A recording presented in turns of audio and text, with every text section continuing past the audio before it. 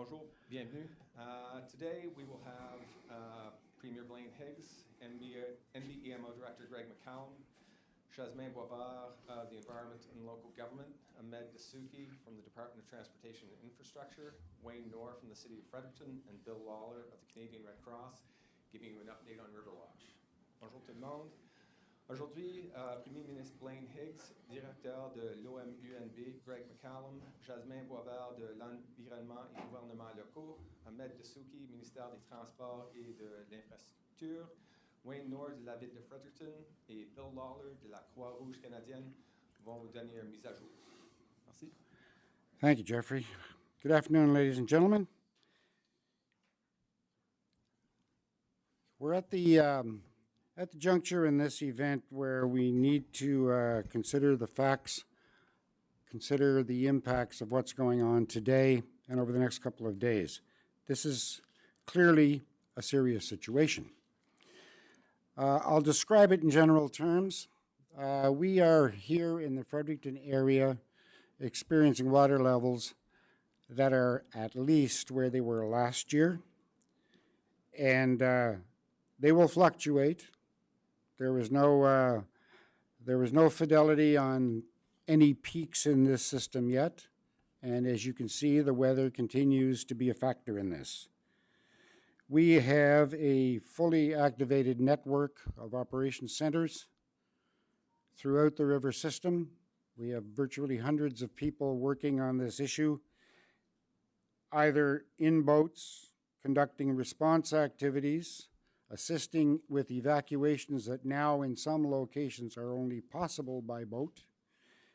And concurrently, as this situation is evolving, we have people that still have the option about leaving their homes or in some cases shoring up their defenses with sandbagging.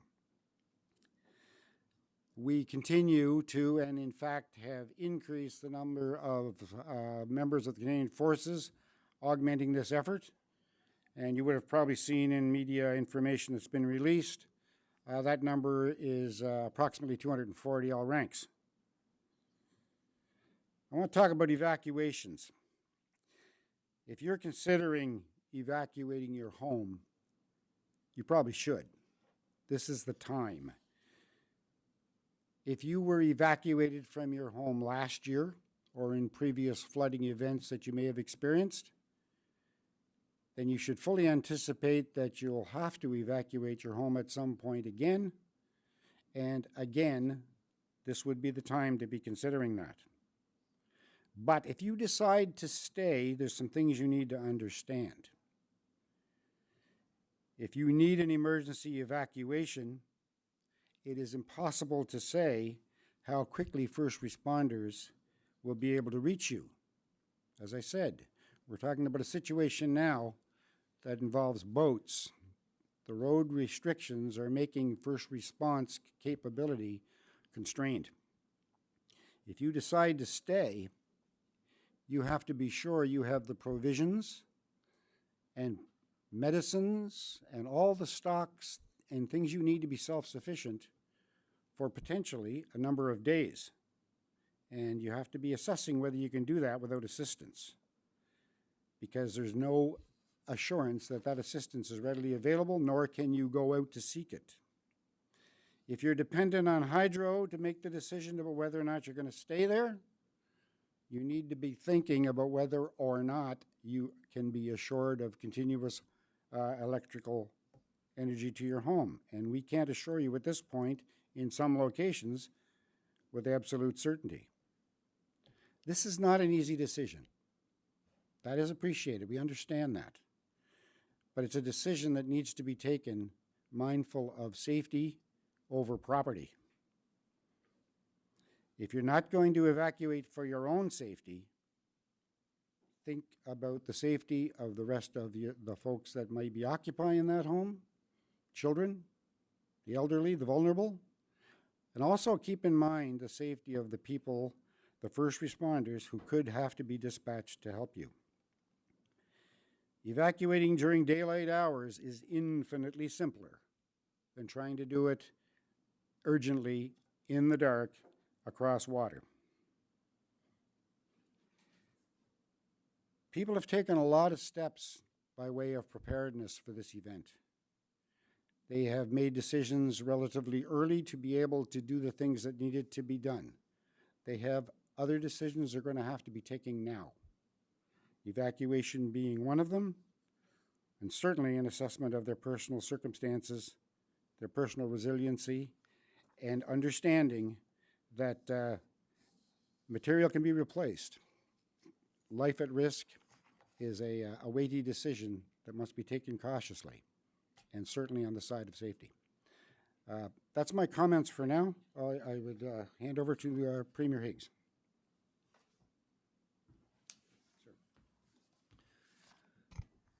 Thank you, Greg. Ladies and gentlemen, mesdames et messieurs. Firstly, I want to thank you for being here. You're being a tremendous help for us to get the information out to the public, and that's so critical at this point in time. And it's we couldn't do it without you. So this is a team effort, no matter what it is, from informing the public to actually being on site and working together. But we're continuing to face challenges due to severe floods. The rising waters have already impacted several of our communities, and in many areas continue to rise.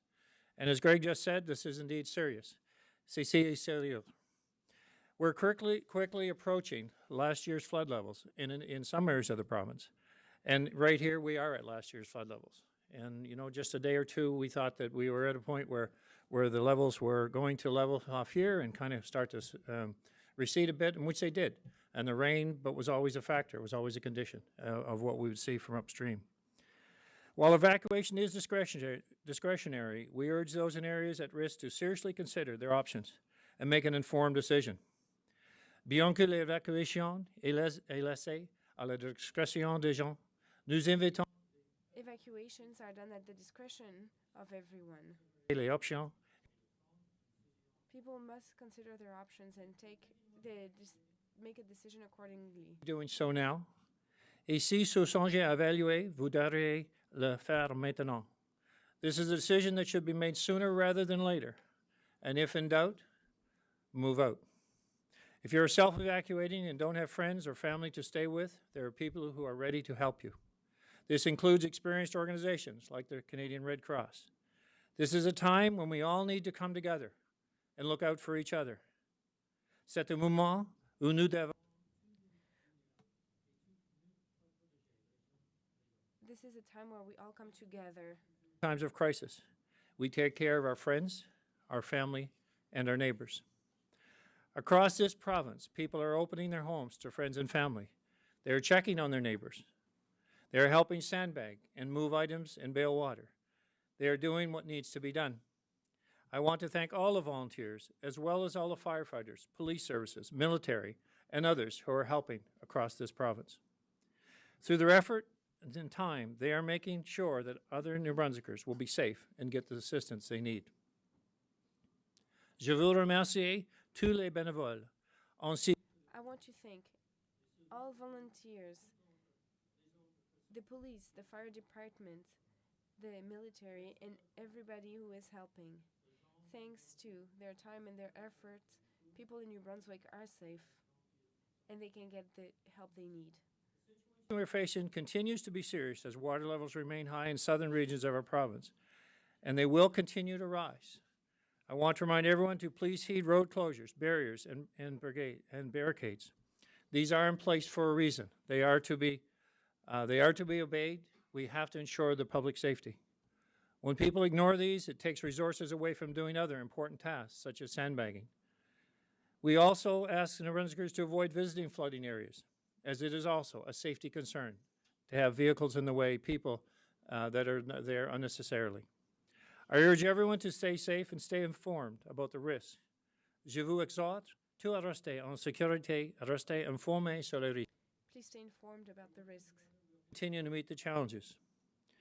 We know that in times like this, it's when we all come together. And we're seeing this wave come through. And I traveled extensively yesterday throughout the region. And I saw people in the communities working together. I saw us being prepared for what's coming our way. And I would say unprecedentedly prepared because everyone knows what they experienced last year. So we are an event very similar to last year. And we can't be complacent about this too shall pass. It will pass, but it'll pass a whole lot better if we're prepared. And I think a lot of people are working very hard to ensure that we are indeed prepared. So I would say to those that are thinking that, okay, the worst is over, well, from what we're seeing and from what the weather is forecasting right now, the wave is going through. And certainly from this region on south, we're going to be seeing that increase. Levels in the southern part of the province are now forecasted to be very near last year's levels, if not slightly over. So let's not be complacent. Let's continue to work together. The regional centers are well manned. They're well enforced to look after every need, and it's only a phone call away to get help at your home, at your location, in your community. So let's take advantage of the great people that are out there working hard, working to make it a safer province during this tough time. Thank you very much. Merci beaucoup.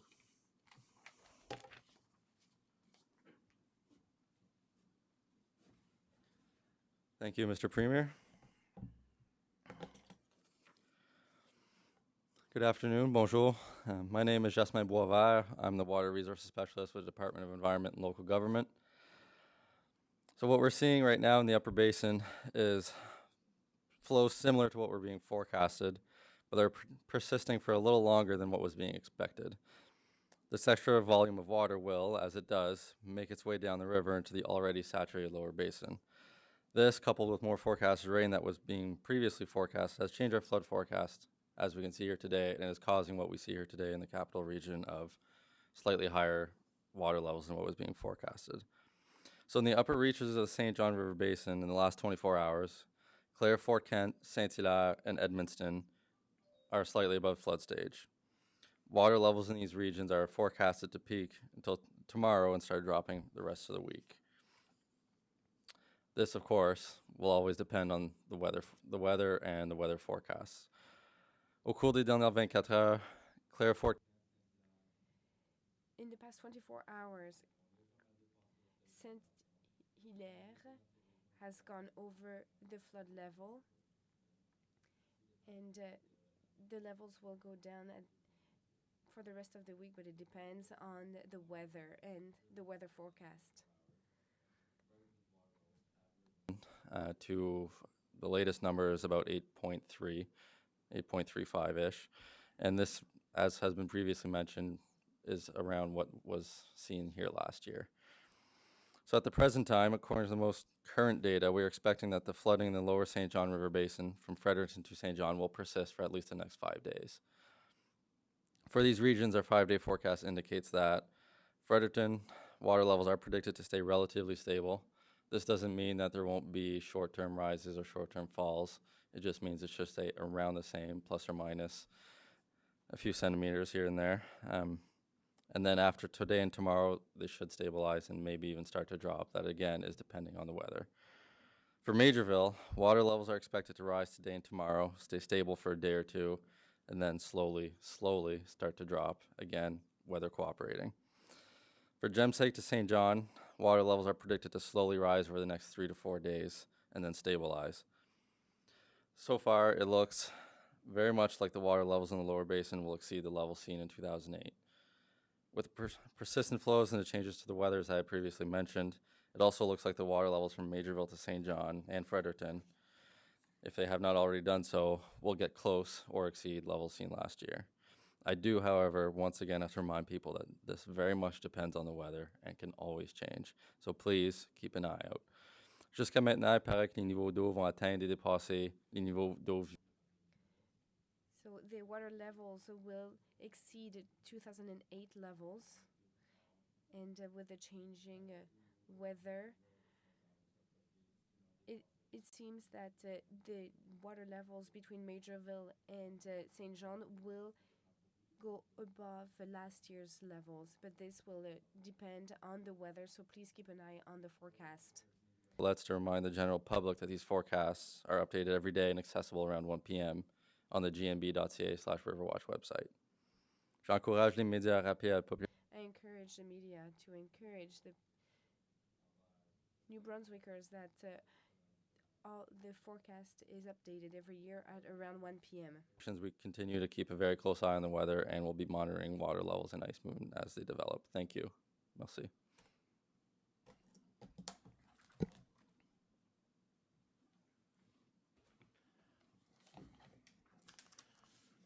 Merci, Jasmin. Good afternoon, all. My name is Ahmed Dasuki, Director of Operations Branch at Department of Transportation and Infrastructure. I'm here to give you a couple of updates. So, before I begin with today's update, I want to touch on a serious issue. We have heard numerous reports of barricades either being thrown out or moved or gone around. Drivers must follow closure notices and are not permitted to move or drive around barricades. Ignoring or moving these barricades is an offense, and offenders will be charged. The minimum fine associated with this act is $172.50. Moving barricades can be a threat to your safety and those who have to come after you and rescue you. You can never be sure what lies beneath the surface, and there's always a possibility that the entire road is missing. Avant de faire le point aujourd'hui, je veux parler d'un problème important. On nous a signé. Before I begin with today's update, I want to touch on a serious issue. We have heard numerous reports of barricades either being thrown out or moved. Drivers must follow notices and are not permitted to move or drive around barricades. Ignoring or moving these barricades is an offense, and offenders will be charged. The minimum fine associated with this is $172.5. Moving barricades can be a threat to your safety and the safety of staff if you would have to be rescued. You can never be sure what lies beneath the surface, and there's always the possibility that the entire roadway is missing. Assets across the province will continue to increase over the coming days. As of 1300 hours today, there have been 96 assets impacted by flooding, resulting in 59 road closures. Le nombre de routes touchées dans la province. The number of impacted assets across the province will continue to increase over the coming days. At 1 p.m. today, 96 roads were impacted by flooding, resulting in 59 road closures. Crucial for all residents to avoid any roads covered by water, as they represent a serious safety risk. The safest option is to always find another way around the water-covered road. We also urge people to frequently use MB511 at this time of year. It is best to have an idea of what roads are impacted before you travel. Route 2 is an important part and link in the transportation network in New Brunswick and for all Canadians. Given the most recent forecast that we have of the river and of hydrology, and I'd like to thank Environment Canada and Hydrology for keeping us up to date and informed on the weather forecast, DTI and staff at MRDC are considering putting in mitigative measures for the TransCanada Highway over the next few days. Crews will be placing pylons along the flood-prone areas in the Gemsec region and will be asking drivers to reduce speed. Dans la région du Gemsec, Crews will be placing pylons along the flood-prone areas in the Gemseg region and will be asking drivers to reduce their speed to one lane or closed completely. But we are continuing to monitor the situation and will be keeping the public informed. We will also continue to get the message out regarding road closures out to our citizens. We still have our traditional way of checking MB511 by calling 511 within New Brunswick and by going to the website. And as a reminder, we're also on Twitter. In English, Brunswick 511, and in French, it's N Brunswick 511. We also like to remind that we launched our MB511 app on the iPhone iOS store and the Android Play Store, and you can look for 511 Brunswick 511 and you will find the apps. They are free. We encourage you to use them to get most up-to-date information. However, those apps and Twitter is only right now covering local numbered roads, and for any named road, you still have to go to the website, which is 511.gmb.ca, to get any updates on those. With the app, you'll get notifications similar to what you usually get on Facebook. Over the coming days, MB511 service will be regularly updated and monitored for the latest road information. The Department of Transportation and Infrastructure remains ready to act as needed, and we anticipate we will be very active over the next coming days. Thank you et merci.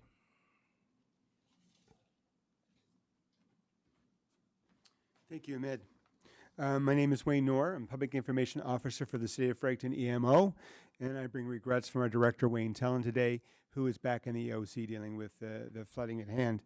I would start out by just referencing what the other speakers have said, that we are very close to the numbers we experienced here in Fredericton in 2018, which means that the river levels are high, and as they've indicated, they expect to remain high for the next couple of days. Certainly this has impacted our transportation network significantly.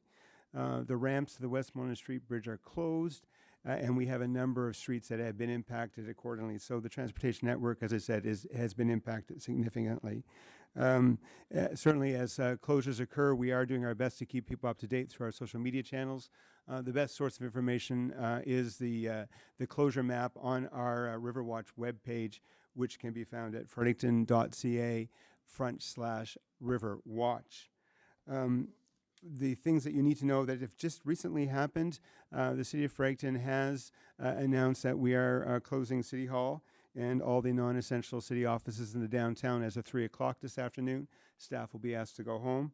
And that our City Council meeting for this evening has been postponed until next week. So again, our attempt here is to keep people out of the downtown for those events, and for our staff to head home and to help avoid congestion on the bridge. In addition to the Northside Command Center, which we had set up over on Waters Drive near the Fort Nashwauk Motel, I will indicate that we have also set up a mobile operations unit down in the Glacier Road, Lincoln Road area to deal with the flooding that is occurring there. And our staff are on scene to help out with those folks who live there. As Bill will probably indicate here in a few minutes, from a Red Cross perspective, if you are leaving your home, it is very important that you let the Red Cross know. That number, 1-800-863-6582.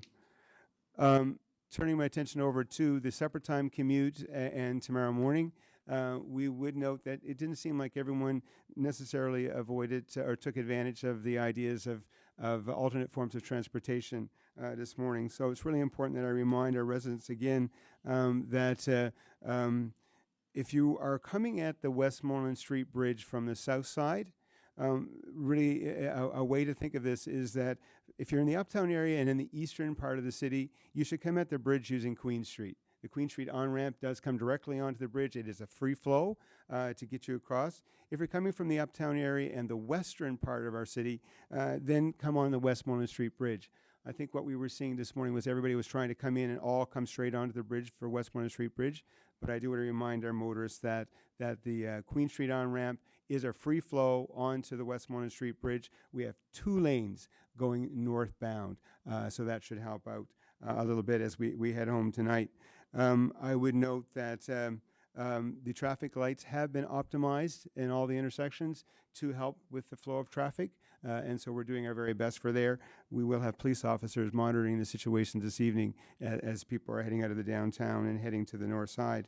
As of 1 o'clock this afternoon, Fredericton Transit is free until further notice.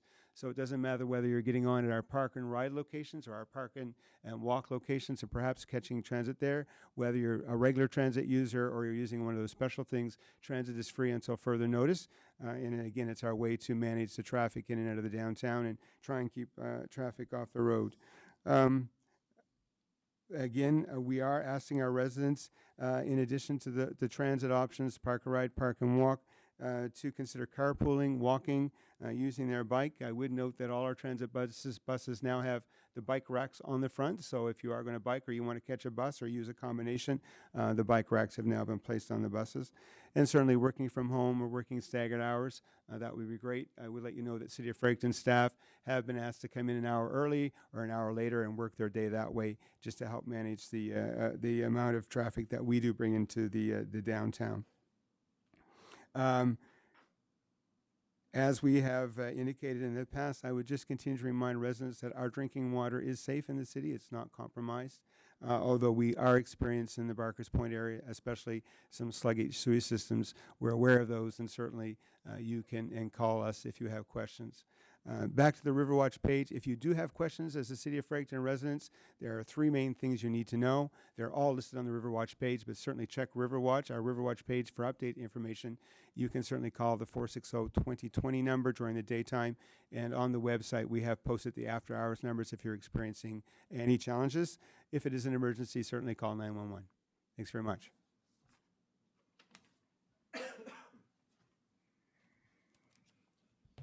Thanks, Wayne. Good afternoon, everyone. My name is Bill Lawler. I'm the Provincial Director for New-Brunswick and Prince Edward Island. Canadian Red Cross continues to ask those who have been affected by the flooding to register with the Canadian Red Cross at 1-800-863-6582. If you've made the decision to evacuate your home and you feel at this time you do not require extra support or services, we are still asking for your support in registering so that we will be able to keep track of the numbers of those who have left their homes, share that with the proper authorities so that we can all support each other during the planning as the next coming days and weeks to come. If you are here in the greater Fredericton area and you require additional assistance, please feel free to visit us at 715 Priestman Street at Ecole St. Anne Community Center to meet with one of our volunteers. Our hours of operation continue to be 8 a.m. to 9 p.m., and overnight sheltering is an option if you have no other place to go at this particular location. It's not been used at this time, but we are making sure that everyone who arrives is aware. Effective today in the St. John region, we have just opened a reception center and emergency shelter at Carleton Community Center at 120 Marketplace in West St. John. Our hours of operation are from 8 a.m. to 8 p.m. If you require sheltering or some other support, please come visit our volunteers on site. They can also register you on site at either one of those emergency reception center locations. As of this morning, we had 98 households and 256 individuals registered with us for this particular flooding event. Hearing what we've just heard with increases in water levels, we certainly expect that to rise in the coming days. We are well below at this time of what we experienced last year with a peak of just over 2,500 individuals that were registered. But we do know that a lot of this is changing just in the days, in this day and the hours to come. So don't worry about whether or not you feel that the Red Cross can help. Let us be the ones to help decide that with you, and we'll be able to walk through all of the things that we can potentially do. If you have a place to go, that's great. If you've already made arrangements and provisions with your pets and your loved ones and other conditions within your household environment, that is great. You may not need the support today. Our experience from last year and previous flooding events and other emergency evacuation events is that sometime after the event has happened, all of a sudden you realize you may require some further support. So if you're already in our system by having registered with us, you will be that much better prepared, and our volunteers will be better prepared to help navigate those conversations. Thank you.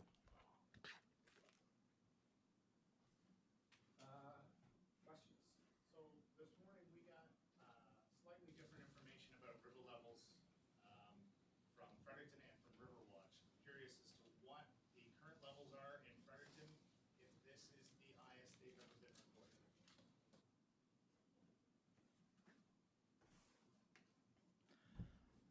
So as you can appreciate, I haven't really checked the gauge in the past hour or so, but last I saw it at noon, it was 8.35 meters at the Westmoreland Street Bridge. And that is not the highest we've ever seen it before. It is higher than last year. The highest we've ever seen it before was in 1973 at 8.61, something like that. So I don't know about the city of Fredericton, but it's good.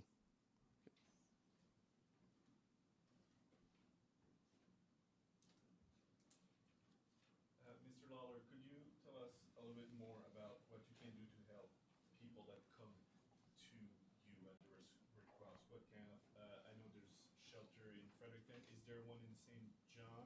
And also just what kind of help, assistance you're giving to those people when they need something? So yes, at 1 p.m. this afternoon, we opened a reception center and emergency shelter in St. John at the Carleton Community Center at 120 Marketplace. At either of those reception centers, if a displaced family arrives to register, they will be asked a series of questions. They'll be assessed by our trained and well-experienced volunteers to figure out what are some of the gaps that they may have. Do they need something right away? Many people, having stopped at the Priestman Street location for a couple of days now, I was witnessing vehicles arriving. They were well packed. You could tell there were suitcases full of items that were needed for the duration, or at least for several days out, as Director McCollum had requested. And they seemed to have most things there, but they wanted to make sure that they registered with us. In some cases, there are some special requirements. So While we are offering congregate emergency shelter, there may be some situations where that's not going to be a suitable arrangement. So if you are a family who has not, you have no ability to make any arrangements with family, friends, loved ones who are well above the high water mark, please come and see us, and we will make sure that we can provide some emergency accommodations for you. We are certainly focusing on the more highly vulnerable folks. So if there's at the congregate shelters, as an example, it's a cot and blanket situation. We've had individuals come to us who have a great deal of challenge of getting up and down from a cot, the mobility challenge or health-related issue. So we will make alternate arrangements for them. Similarly, for infants or other types of situations that would not be more suitable in that congregate shelter. This is an emergency situation, and that's why we are focusing initially on that first tier. The first tier of support from emergency shelter should be the plans you've already made with going to family and friends and loved ones. If that's not available to you, please come to us and we'll be able to provide some further support. Talking with people, residents in the Grand Lake, Gemseg area, they're pretty crushed by the latest projections, them coming up close to where they are right now or where they were last year. They're hoping that the wind, which was such a huge factor last year, doesn't pick up. What are the projections or the forecast for wind levels in those flooded areas?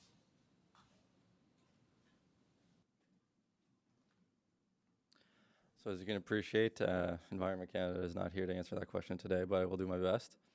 So the latest briefing we got from them suggests that the winds tomorrow and the day after are going to be around 50 kilometers an hour gusting, which is not at where they got last year, but will still cause significant waves.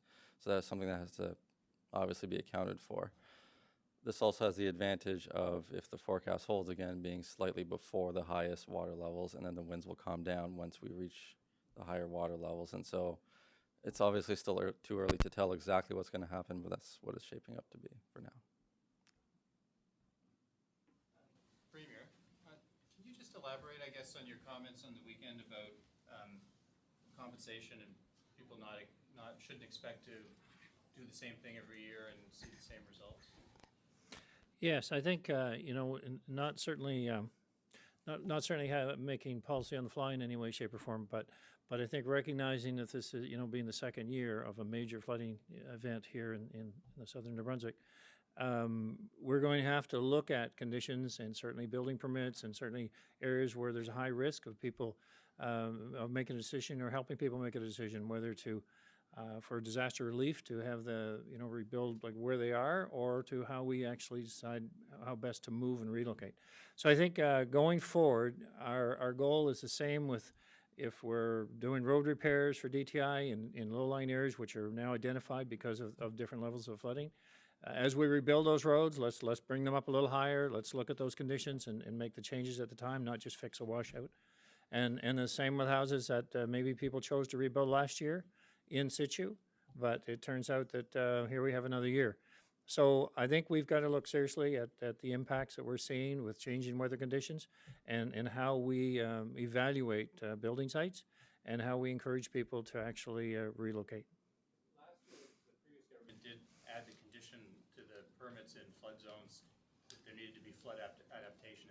Is that what you're referring to? Yeah, there has to be a combination, I think, of if the particular area can have different criteria around the building that protects from flooding, perfect. If you can raise the levels of the actual construction site, then that's fine too. I think it's a combination. In some areas, we visited, even yesterday, but some areas throughout last year, you'd say there's nothing you're going to do here in this location that won't cause it to be a complete island in an event of a severe flooding condition, and so you'll be at risk. So I think we just have to be more diligent of where we are in communities, whether it be working with municipalities, but in the provincial side of it, in order in LSDs to say, are these safe places to build anymore? And we have to work with that with individuals because they're going to have trouble getting insurance. They're going to have trouble, getting in conditions like this. It's just we have to plan a different profile going forward. Thank you. Mr. McCallum, I'm wondering if there were any specific lessons learned from last year that you have found useful you and your team in preparing for this year. I think you're seeing the manifestation of them. It's about preparedness. We have put more resources, more capabilities out to assist communities, but communities are assisting themselves more than ever before, as are individual homeowners. So preparedness is probably the greatest weapon you have against an event like this. And preparedness doesn't imply sandbags. It implies planning contingencies and making hard decisions. And those lessons have been learned time after time by some people, and for some, it took the experience of last year to learn those lessons. But from a tactical and command and control point of view, we've learned lots of lessons and are applying them this year with regard to earlier use of the military force, because we had the luxury of time to be able to do that. We've also really enhanced our command and control capability with more control locations and a much more elaborate, but at the same time effective approach to managing a large geographic area by having an area command and by having incident command post at all the correct geographic locations to deal with what are differing circumstances in different places in the river. Plus, more so than ever before, we've leveraged the skill sets of people from all across government and from outside of government at the provincial level, at the municipal level. You know, one of our incident command posts is being run by a municipal official. Another is being run by municipal, more than one more, are being run by municipal chiefs of fire departments. This is a whole of society approach to this. And more than ever before, you're seeing the advantages of a whole of society commitment to dealing with something of this magnitude. Those are lessons learned. The number of troops you mentioned has increased again today. We saw them out delivering sandbags, not just filling them. Talk to me about what that expanded role is today. Well, their role is one of being flexible. They're not just about sandbags.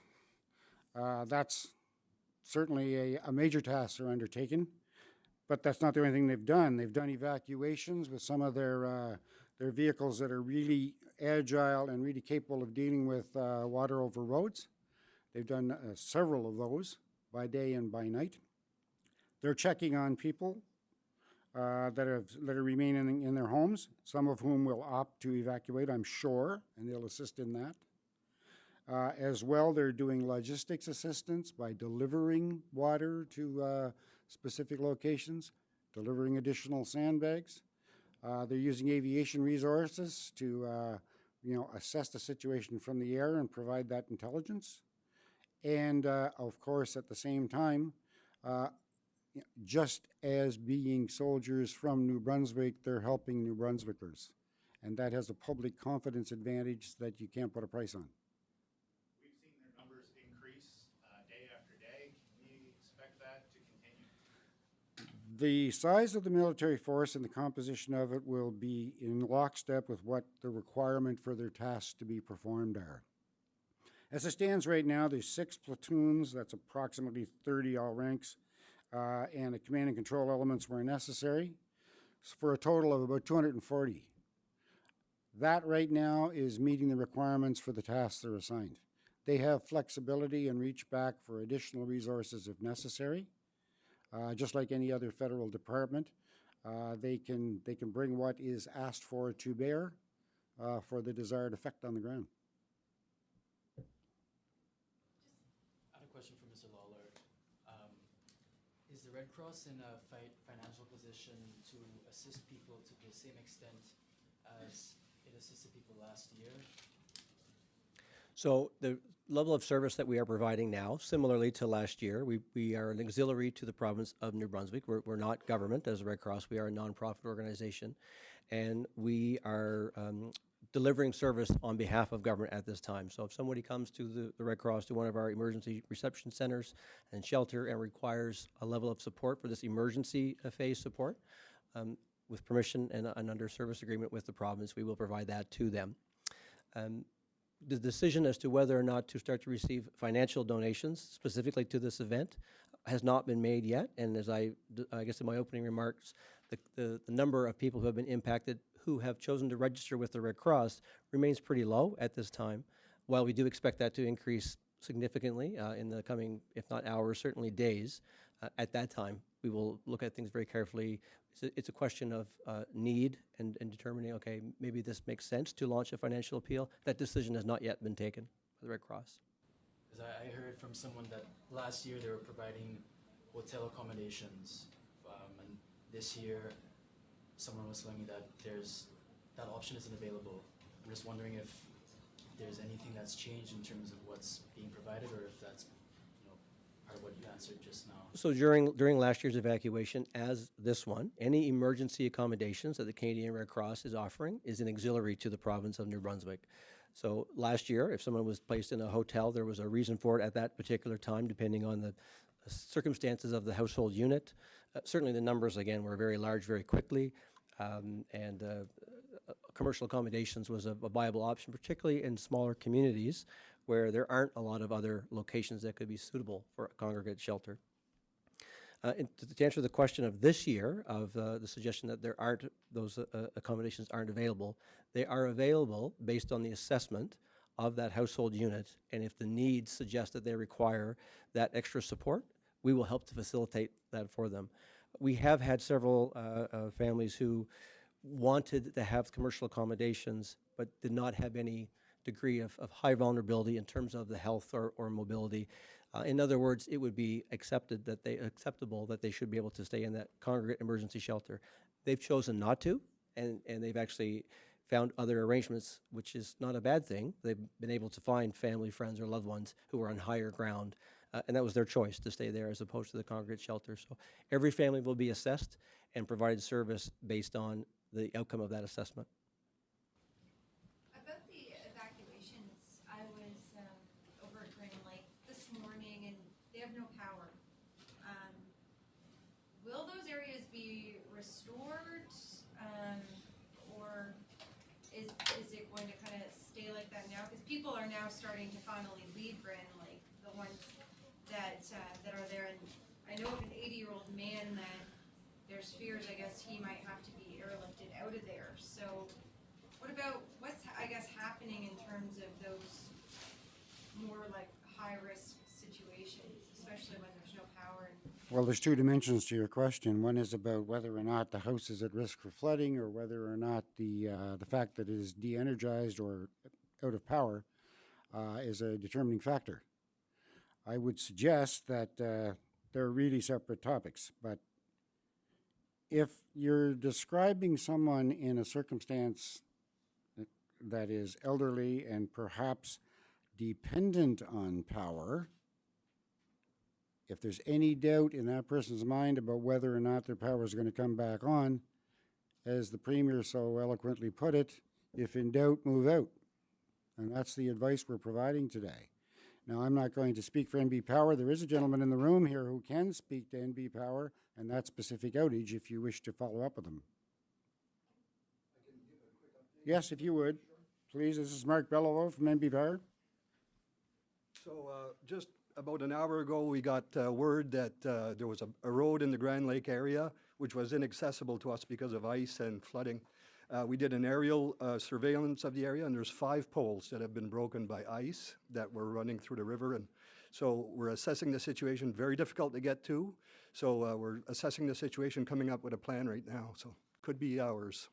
Is that the helicopter that was seen Correct. flying around there? Yes.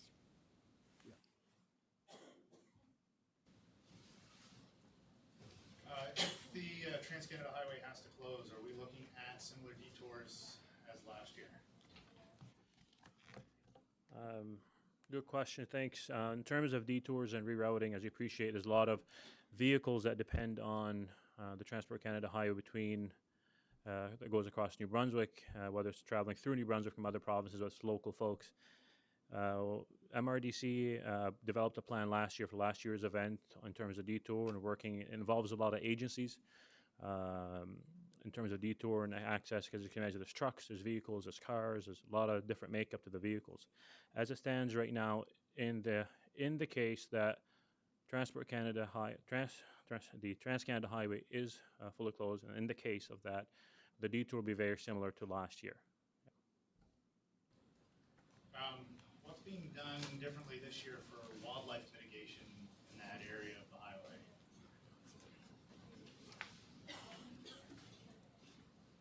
we're seeing trap moose once again as the exact same area that we saw last year.